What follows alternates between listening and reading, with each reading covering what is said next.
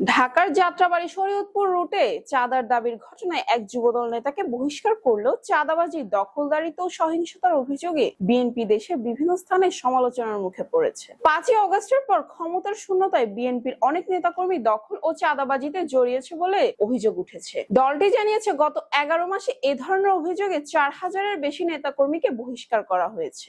রাজনৈতিক বিশ্লেষকরা বলছেন, ক্ষমতায় না গিয়েই বিএনপির ভেতরে অনুপ্রবেশ, শৃঙ্খলার অভাব ও আদর্শচ্যুতি দেখা দিয়েছে। দলের নেতারা বলছেন, কিছু সুবিধাবাদী গোষ্ঠী পরিস্থিতির সুযোগ নিচ্ছে। মিডফোর্ড হত্যাকাণ্ড সহ সাম্প্রতিক ঘটনার তদন্ত ও বহিষ্কার সত্ত্বেও বিএনপিকে ঘিরে সমালোচনা ও ষড়যন্ত্রের অভিযোগ তুলেছে দলটি। দলের শীর্ষ নেতারা বলছেন, জিরো টলারেন্স নীতিতে সাংগঠনিক ব্যবস্থা নেওয়া হলেও ঘটনাগুলোকে অতিরঞ্জিত ও রাজনৈতিক উদ্দেশ্য প্রণোদিতভাবে প্রচার করা হচ্ছে।